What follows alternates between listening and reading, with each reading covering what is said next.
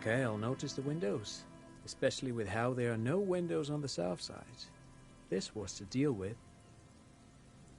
You officers, come to investigate the historic subtext of West Martinaise? I'm Tran Heilostam. You must be Kim Kituragi, right? I was just telling my son about this building. Not a lot of people realize the historic significance here. Very rich in hypertext. Nice to meet you. Yes, hypertext. Young Carp and the collection of cultural hyperlinks. He's just making up fancy words. This doesn't mean anything. Oh yes, so Mikhail. They had to deal with monitor glare, especially in the summer. They still had vector monitors back then. That was 49 years ago. So they didn't have windows on the south wall. No, I can't say that we've met before, but I've heard of Kim, of course. Mikhail, say hi to the officers. Mikhail's a little tired today. We spent all night trying to run Orbis on his radio computer. Have you heard of it? It's a programming language used in Grad. Quite tricky, but he wanted to play this Grad-made adventure program. We've been getting really into worms lately. But I assume you're not here for giant worms when there are so many real things to see. Just as I was telling Mikhail before, this is where the Coalition landed in '08. We could be standing on what is the most interesting landmark in Revachol West. This man is your half-brother. You feel it. But why? Aha! But it's not just any empty old building. What not a lot of people know is this used to be the R&D department of Felt Electrical. And Felt, which now sells ink cartridges mostly, was once a top dog in the turn-of-the-century cybernetics boom. Hold on. What's R&D? It looks old and weathered, with seagulls picking apart its stone and metal carcass. Bushy undergrowth has taken hold of the collapsed rooftop. Some kind of bird has set up a nest on a broken windowsill.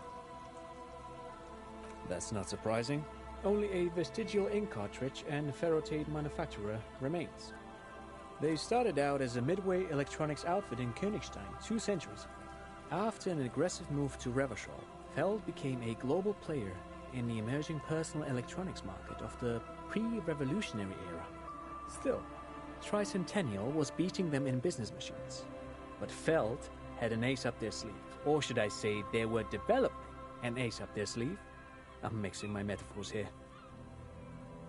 It was here in Martinaise, possibly in this very building, that they developed prototypes for... No, thanks to you for having me and little Mikhail here to pick your brain. A very interesting conversation indeed.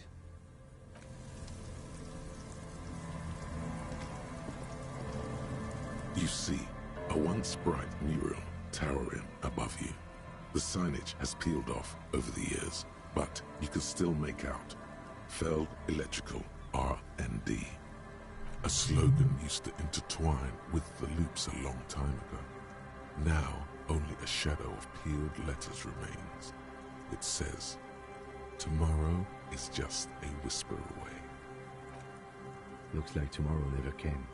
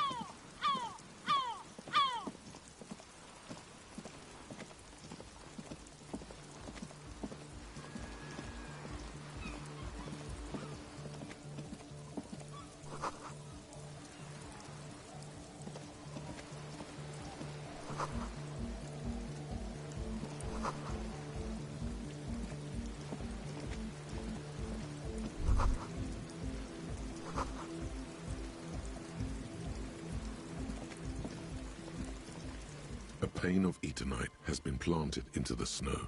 2 poles are holding it up. Barely holding it up. It could fall over any minute. A stronger gust of wind might be enough. The pane falls into the icy snow with a soft thunk. We should ask that girl on the ice what's going on here.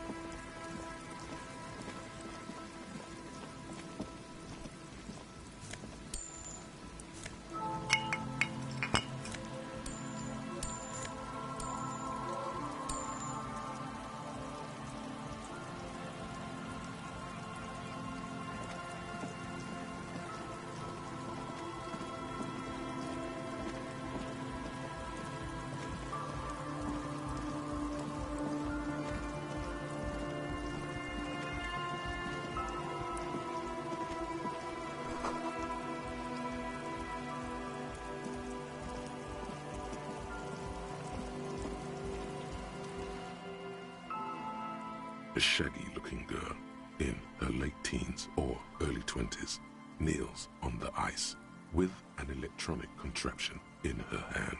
Hearing you approach, she looks up. Oh, hello there.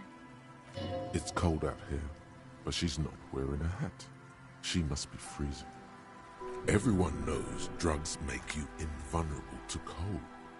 You bet this one likes to party. Huh? Maybe she didn't hear you. A little louder. So should you.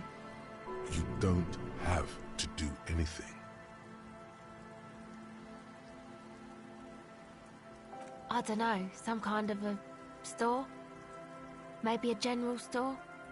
Look, man, fuck the hat. Your pulse rises. What did she just say? That's not how a civilian is supposed to address an officer of the law.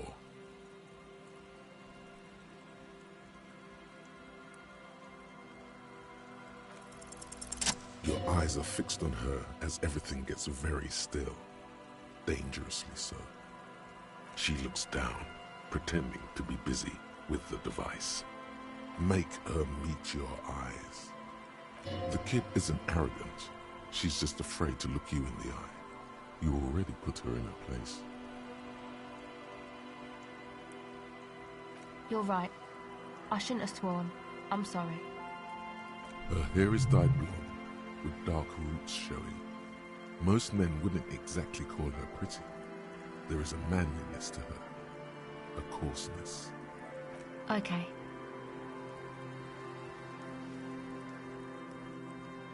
A cell.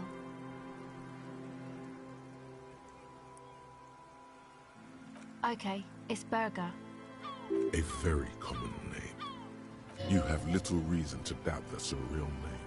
But she's not all that surprised by this cop show questioning, is she? Recording, I guess. I think I'm recording cracks in the ice, but there's no way to tell. Not without headphones. I think I just recorded your footsteps too. Not sure how that will sound. The musicians in the Palaceum used them for making music. They looped the stuff, cutting the tapes together. They make music out of cracks in the ice and keys jangling. Crazy sounds like that. It's hard to explain. Anyway, I thought I'd make some too. It's supposed to be, like, a music place anyway. I don't really know what I'm doing. They use synthesizers too. I don't have a synthesizer. She looks at the recording device. The thing she thought would fill her hours with joy and escape. It's turning out to be an empty fantasy. She feels childish, very useless all of a sudden. She is on some kind of stimulant, amphetamine or methadone, and its effects are wearing off fast. She will begin to experience more and more valleys now, and fewer peaks. Take this, you're cold. No, man, fuck that, I'm cool. I'm sorry I said that. I'm sorry about the fuck. It's okay.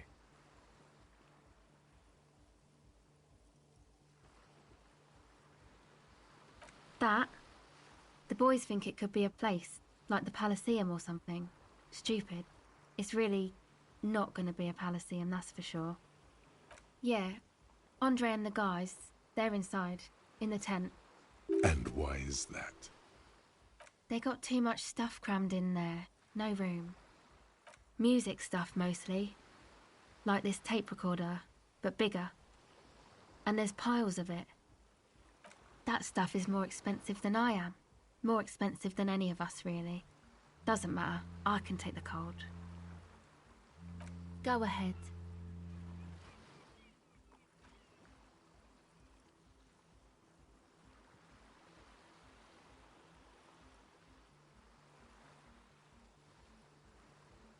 Well, it's just questioning, right? You're just questioning me. It's what cops do. Once or twice, yeah. I'm sorry I haven't had the Revachol experience they get east of the river. Rich people. Rich people are east of the river.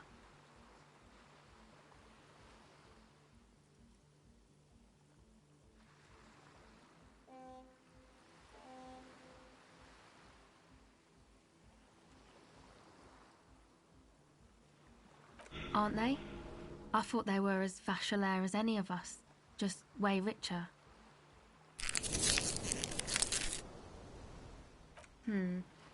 Maybe you're right. Most of them do speak 3 languages. The usual. I had a shitty run as a teenager. You know, drinking, getting into fights. The ugly stuff that happens when you move out your parents' place at 13. In Forberg. My dad was a drunk. Plus, I guess, I just wanted to drink too, you know. Get my party on.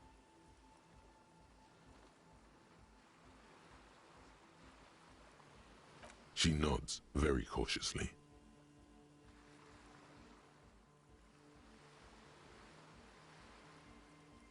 Okay, bye.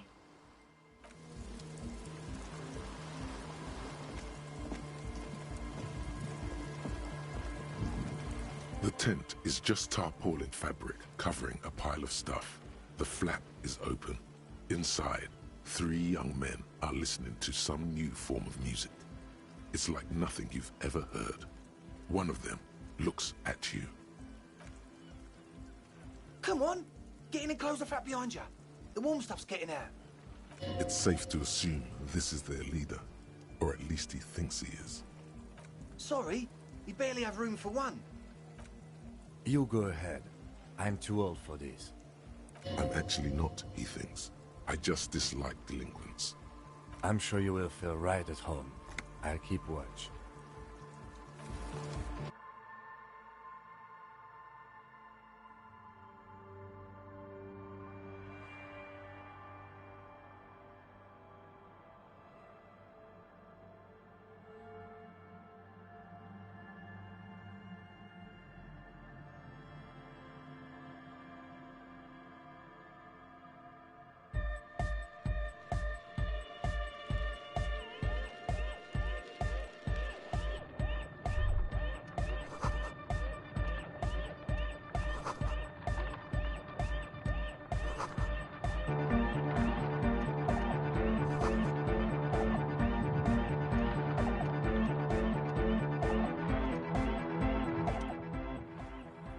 A young man with peroxide blonde hair holds up a Harman Walshy tape player, nodding along to the music. He looks at you with a knowing smile and says, as though you're supposed to be sharing some tremendous evangelical secrets. Hardcore! Hardcore! Hardcore to the mega! Internally coherent! All core! All right! Yeah! He furrows his brow as his very large head traces the sublime invisible movement of the music in the very real air of the stuffy tent. Hardcore! Ah! Is it though?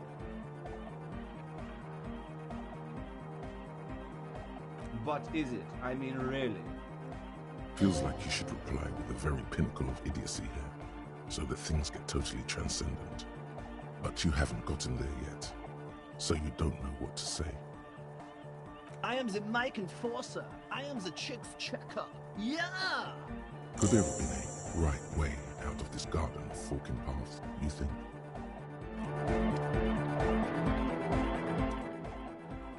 Go speak to Andre. I'm just annoyed. I suck at socialising, man. If you go speak to Andre, I'll have time to tune in, get a reading on your sign. See? It's already going wrong. Sign is off. Scared, angry. It's hard to say which this man is. He's just scared.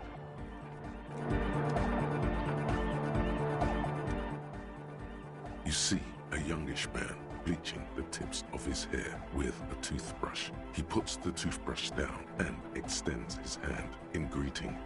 Hello, I'm Andre. It's a pleasure to meet you. His grip is strong, sweaty, and warm. He's trying to project and inspire confidence. This is my posse, Noid. The young man with earrings looks at you suspiciously. And Egghead. Egg! Together with a Cell Burger, who's out there right now, doing some seriously progressive sonic experimentation, we like to think of ourselves as music venue organisers.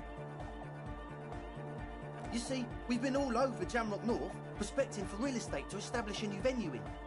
Also for talent. Yeah, thank you, Egghead. And while there is no shortage of raw, unfettered talent spinning tapes in Jamrock, we've had rotten luck with the real estate part. Place is a shithole. I apologise for my friend Noid's potty mouth. I realise this is not how you speak to a police officer. He has authority issues.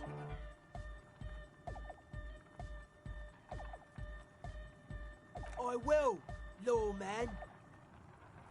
Which brings me to the problem of occupied ecclesiastical property. I bet you've noticed the derelict hive of narcomania on the coast. I'm talking about the church, and I'm not exaggerating. Even a place of spiritual refuge can become a magnet for all sorts of dopeheads and burnouts if left unattended.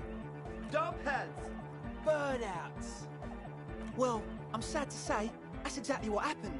Sad because we were just about to put Martinaise on the map with one of the maddest dance clubs in Jamrock. Nah, strike that. In Revachol. Strike that! The world! And sadder yet, because the dopeheads and burnouts hold up in there were the worst kind. He leans back a little, watching you with a steady, serious gaze, letting you imagine just how bad those dopeheads and burnouts really are. Good. This calls for an opinion. You're an expert in those.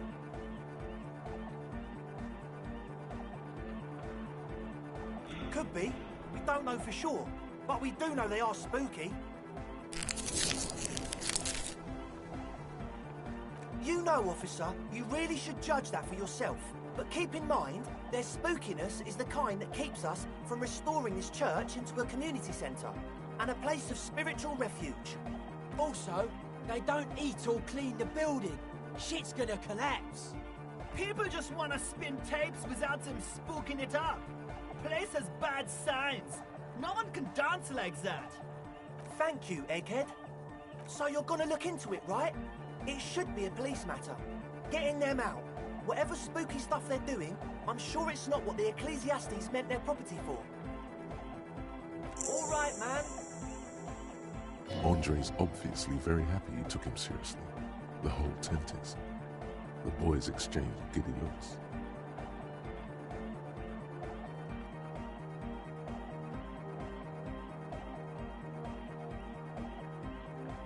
Yes. What? Yeah, good to have, bitch to carry. When I first scouted the place, I did some reconnaissance. I'm not sure the church even has running water. Oh, it's the one they sell at the fuel station. The what now?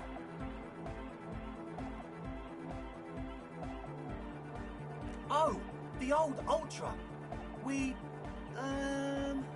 I have a major sinus infection, stuffy nose. We all do.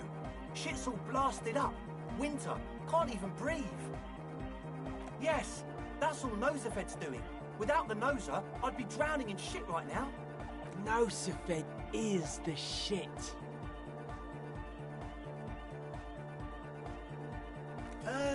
Sure. Here you go, officer. The noser. Blast away. It does, doesn't it? Told you we have a smell problem.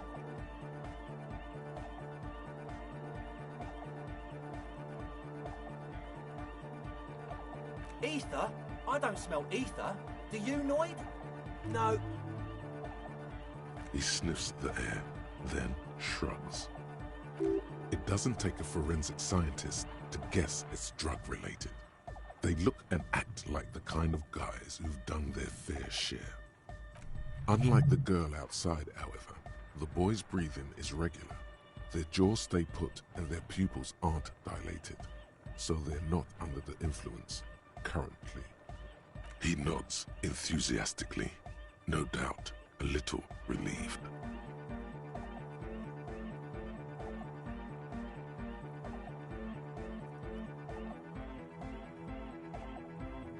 I asked Noid to install a measure against more drifters wandering in. A padlock. It's a temporary fix, just something to contain the situation. I had to do it in an hurry. Not my best work, but it should hold for a while. Of course. Noid, give the officer the key. All right. You sense the trajectory of the little piece of metal and plastic. The object makes a small ringing sound as it approaches. Just the tiniest chime to your left. Ka-ching! The key hits your palm. The speed freaks nod to you approvingly. The young man with ribcage-shaped suspenders looks at you, standing there, with a goofy grin on your face. The word august, used as an adjective. That's how cool it feels to be old and cool in the eyes of the young.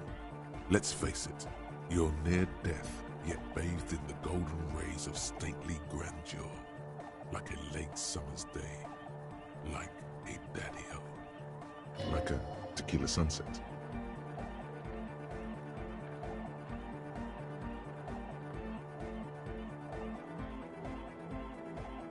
Are you sure? It's probably too late to be a tequila sunrise now. Sure, man. Tell us what you want to know. Let's do it.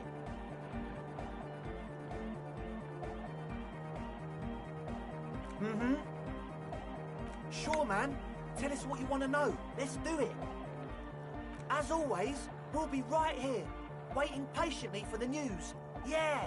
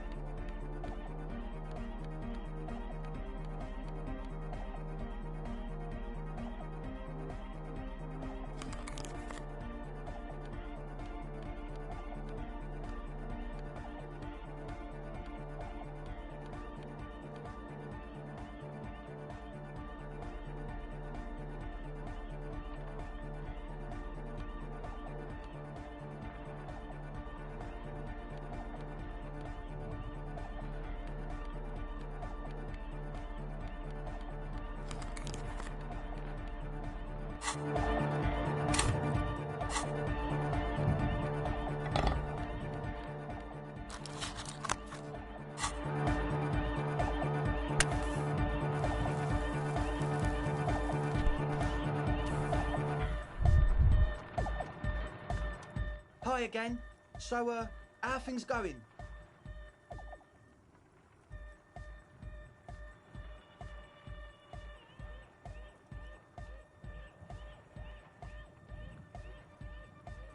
He's a quiet man, mostly communicates through music, and by being a master of ceremonies. Well, he's just kinda here. I don't really know how to communicate with him.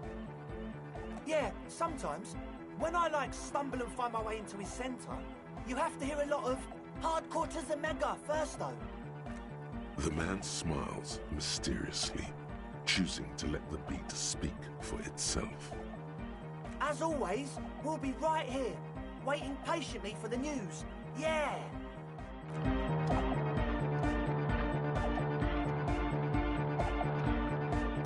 The young man with the tape recorder acknowledges your return. When he looks at you, he squints as though you were the setting sun. This is hardcore. Hardcore! Hardcore to the mega. Internally coherent. All core! All right! Yeah! He furrows his brow as his very large head traces the sublime invisible movement of the music in the very real air of the stuffy tent. Hardcore! Ah! Is it though?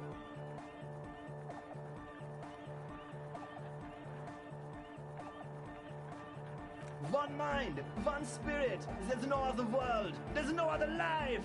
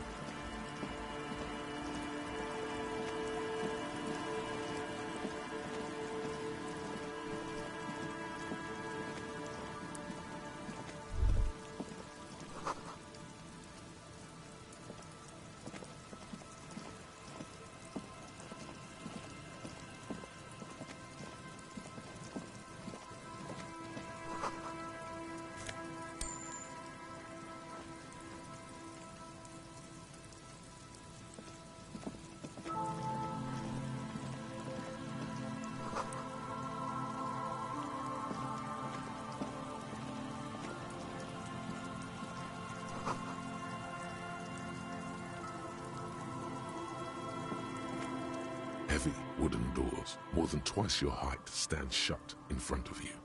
The rectangular sea-worn ornamentation appears in stark contrast to the padlock, carelessly drilled into the wood. The lock turns easily. You hear a click as the shackle pops open.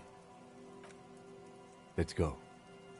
A great whoosh of air rushes into the dark innards of the church, as though rushing to fill a great vacuum. In the heart of the city,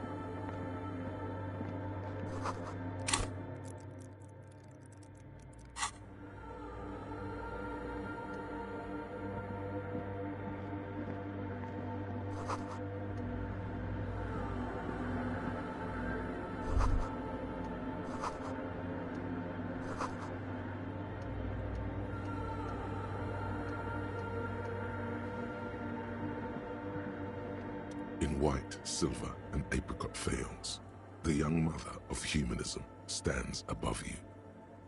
A crack runs across her body. She is impossibly tall, oval-faced and sad, a dark and radiant majesty. This is her innocence, Dolores Day. Cradled in her arms are a pair of glowing lungs. clearly visible from underneath her flowing dress. You should kneel. Cold wind seeps in from the crack in the glass. Snowdrifts cover the floorboards at your feet. Above, you feel her multicolored eyes on you, inspecting you, as if under a microscope.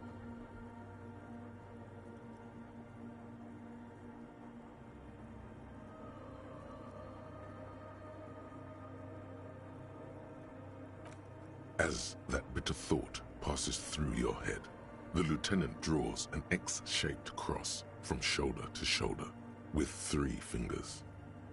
Good call. She left us all in the shits. Don't give her a single thing. Just stand there in the apricot-colored light of the window, secretly grinding your teeth. The woman smiles her distant smile, unmoved, struck in half by the crack in the glass. Serves her right. She only cares about her sovereign's orb and her silk robes and getting to the aerodrome on time. To leave. The old woman in the village was right. This must be the DeLorean Church of Humanity in Martinaise, or the small Pinewood Church in some records. It's a minor landmark, not easy to find. Most maps misplace it. It was built not long after Revachol's founding, 300 or so years ago, by first-generation settlers. Okie dodo.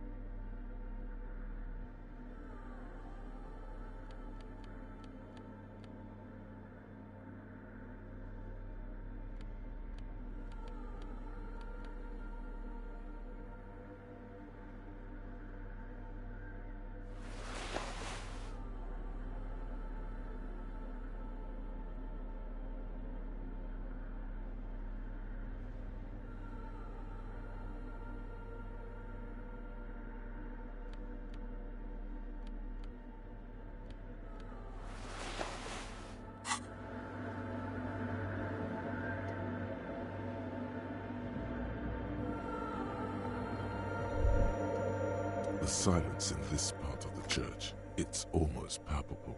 All the shifting matter and shuffling of living things is gone. Nothing seems to exist beyond the church anymore.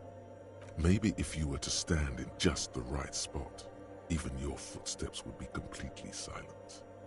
And then it's gone. Almost all of it, but for the faintest of hums. It seems the sound here is detached from its source somehow, if not blotted out outright. Truly unusual. You can hardly hear your own breathing. You produce a few muffled thumps, after which the silence feels even more total, somehow. Your voice is barely audible. Not a howl, but the softest of whimpers. It's unnerving. The lieutenant points to his ears and shakes his head. Then he leans closer. Can you hear anything?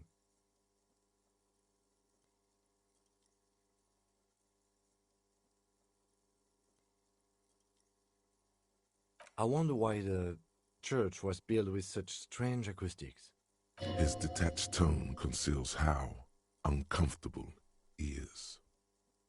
The lieutenant doesn't reply, but you can sense him tense up next to you. The orderly rows of ceiling panels become barely visible, then disappear completely in the darkness of the tower overhead.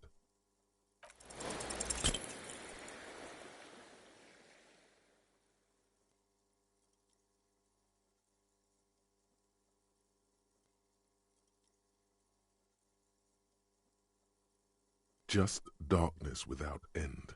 It makes your head spin.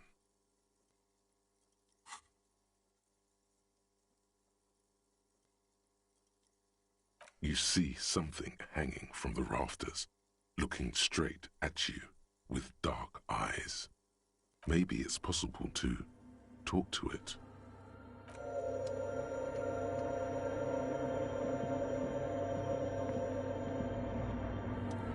Is that a man? Looks more like part of the carpentry of the building came alive and is now studying you intently. The man leaned forward a little, fixing you with a steady, unreadable gaze, then speaks. Habitual alcohol use has made you into a scared little pussy, Holmes. But don't worry, everything's gonna be alright. You come to the right place. I'm here to receive the mother's love. You can too, Holmes. And when you're ready, she will take your hand and lift you out of that despair at the bottom of that bottle. This man is obviously a habitual narcotics user. Do we really need to question him? I'm put off by this religious stuff, he thinks. And maybe the ceiling climbing, too. It's all very hard to square with the lieutenant's own view of reality. Hey, and what was that about the bottle again? You haven't even drank that much lately. Lay off it already. Shish.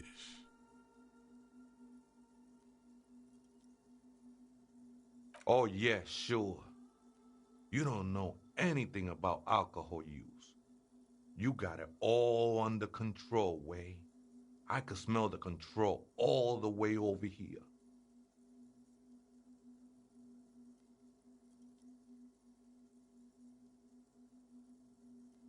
I know it's hard to admit that you got a problem. I was like you once. Couldn't take an honest look into my own heart and see I was in pain. You know, actually, since we're here, you may want to pay attention to what the ceiling climber is saying. Look at these crazies. What is this shit?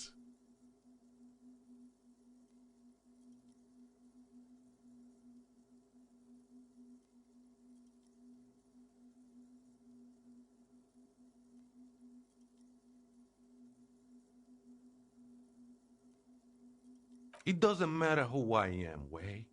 I'm just bringing you the message of the mother's love. She don't want you to hang yourself on your own stubbornness. This is the Church of the Mother of Silence. You are welcome here. This Mother of Silence sounds like a serious player.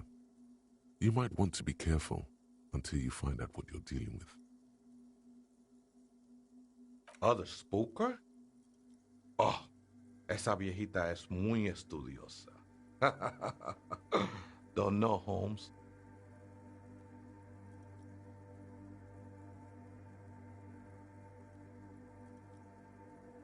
No, I just call her viejita because of her clothes. She's actually quite young.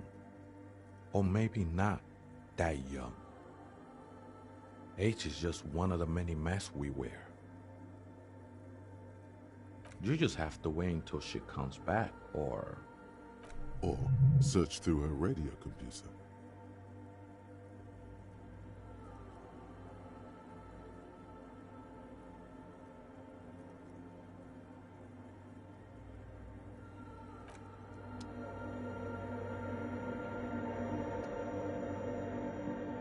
Oh, hey, wait.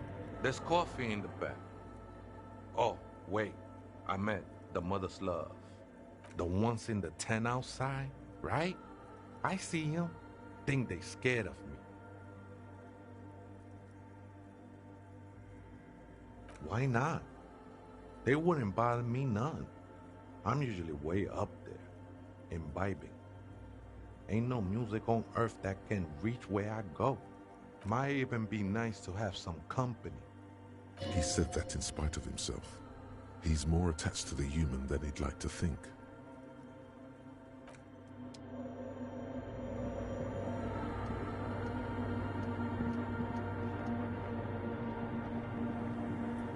A machine stands in the corner, watched over by the figures on the stained glass window. It's turned on and quivering with soft electricity. Another radio computer. And this time it's already turned on. These machines sometimes harbor traps, he thinks. Alarm systems and the like. Let's be careful. We should leave. I doubt this place bears any connection to the case.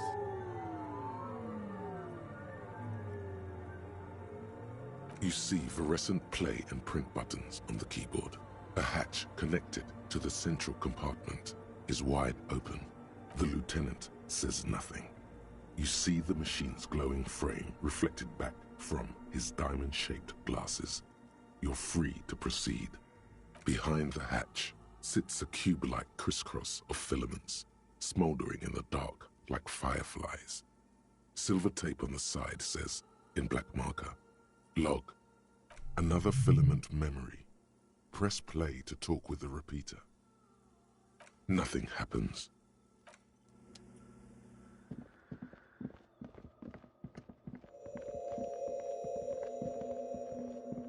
Oh, hey, wait. There's coffee in the back. Oh, wait. I meant the mother's love. Up there, Holmes.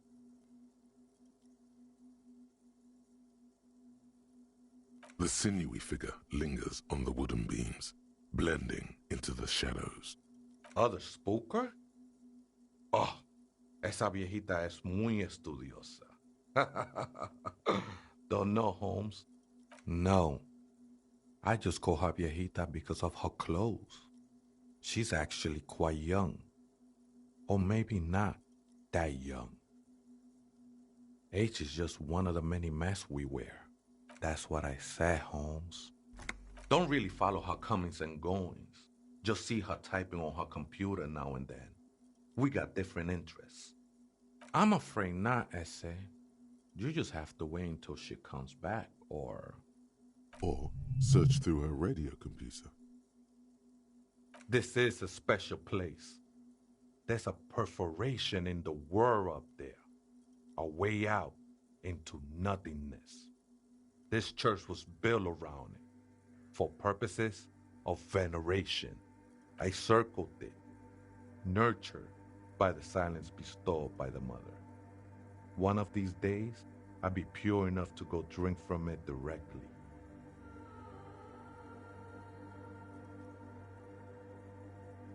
I think they were, a long time ago. I had to shed them like skins to get closer to the center of the silence. You could have them. I don't need them anymore. They look pretty dapper, actually.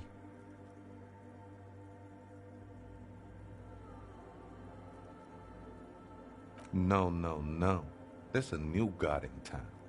And she can be painted or sculpted. Because she has no limb or even a face. She is the end. She is a cavity in the dark beyond sense. She saved me. But I couldn't describe her to you. No one can, Holmes. And no one ever will. His adoration is beyond sexual. This cavity is something that no human form has. The sinewy figure lingers on the wooden beams, blending into the shadows.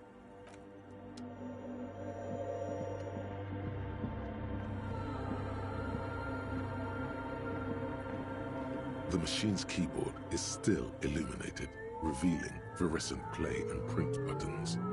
A bar of fabric right above the keyboard starts producing a soft hum.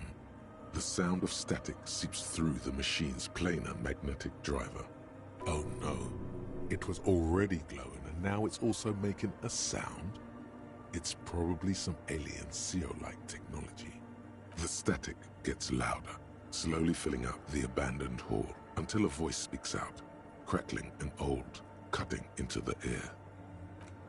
Good afternoon, Fortress Accident on Saint-Brune. This is the East Insulindian Repeater Station 1.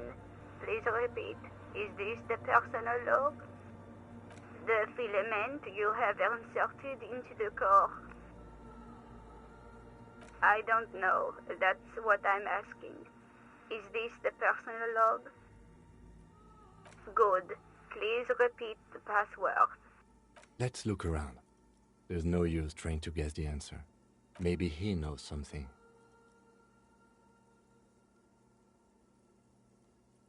Received. I will register this login attempt. That sounds bad. A login attempt. Something a criminal would do. Fortress Accident, is there anything else I can do for you today? Goodbye, Fortress Accident. The machine's keyboard is still illuminated, revealing fluorescent play and print buttons.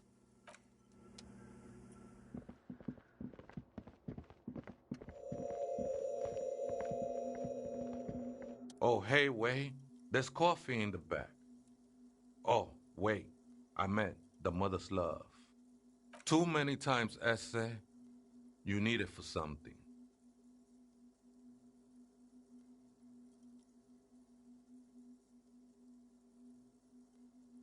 The lieutenant raises his eyebrow, but doesn't say anything. Don't sweat it, vato. The password is afterlife death. What you think of that? Makes me almost pity La Nilita Pequeña when I hear it. I think we're done here, essay. That was an interesting conversation. However, I'm still not sure how it's relevant to our investigation.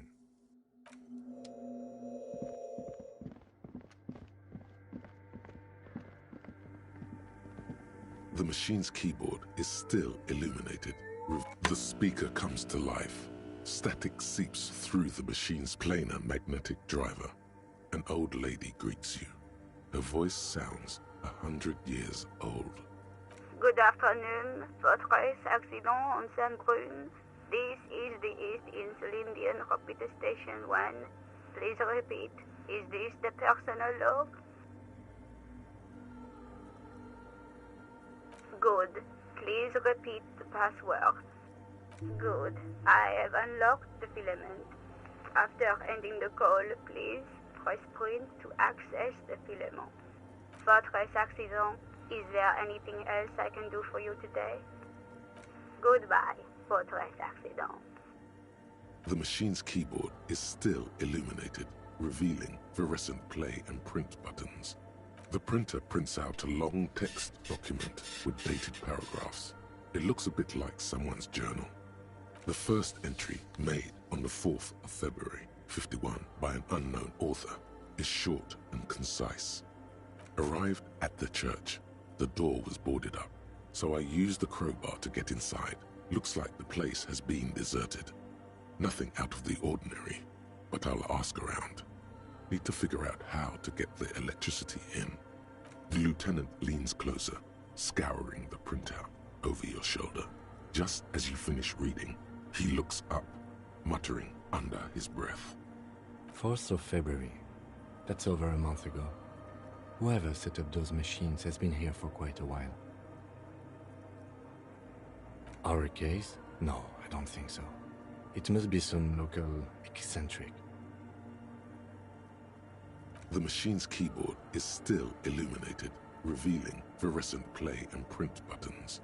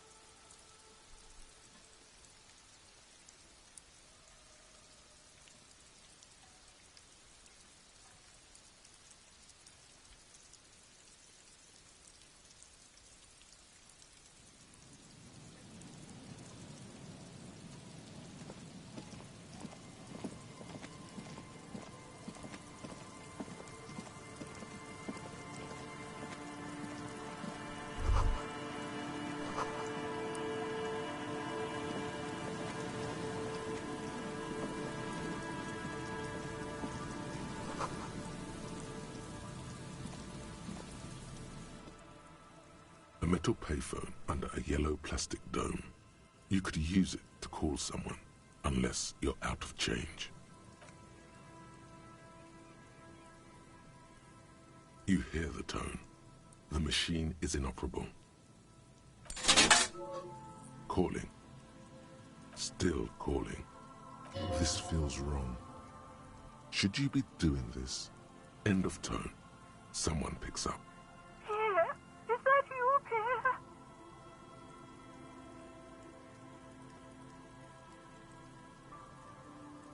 Do you have any news about Pierre?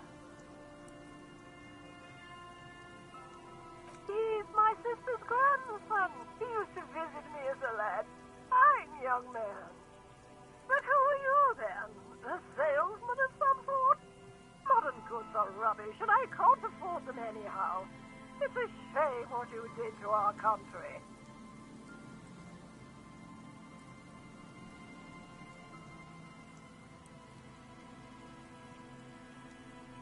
To hell with the police. To hell with you. Her voice is drowned in white noise. Sounds like waves washing a beach, growing in volume until the call suddenly disconnects. You get a sinking feeling. It makes you look if Lieutenant Kitsuragi overheard you. To your relief, he did not.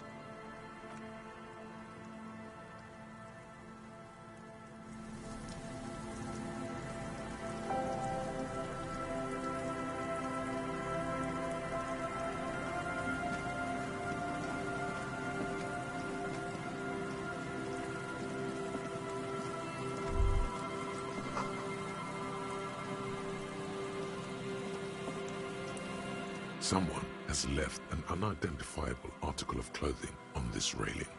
It smells really bad. The cloth, if you can still call it that, makes a soft crunching sound as you thrust your finger into it. It's streaked with dried seagull shit and tangled with pieces of seaweed. A dangling arm suggests that there might be a jacket beneath the crust of filth. It seems likely that it was left in the surf until someone laid it out on this fence to dry out. Unfortunately, that just seems to have stiffened it into a shapeless mass. Please tell me you're not taking that with you. It's a guano-encrusted jacket, and you're already carrying around enough as it is.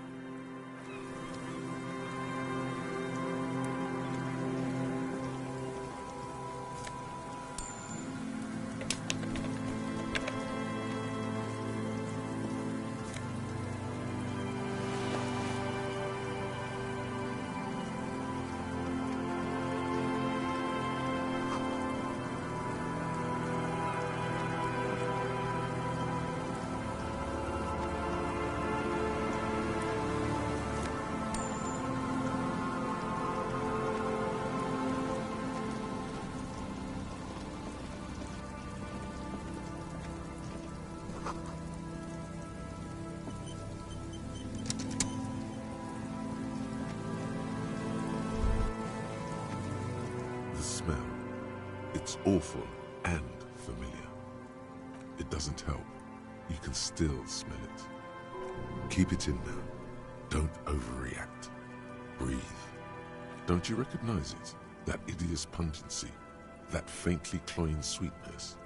Only death smells like that.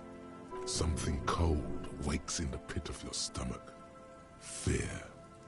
It is death. It must be. The lieutenant has already brought a handkerchief to his nose.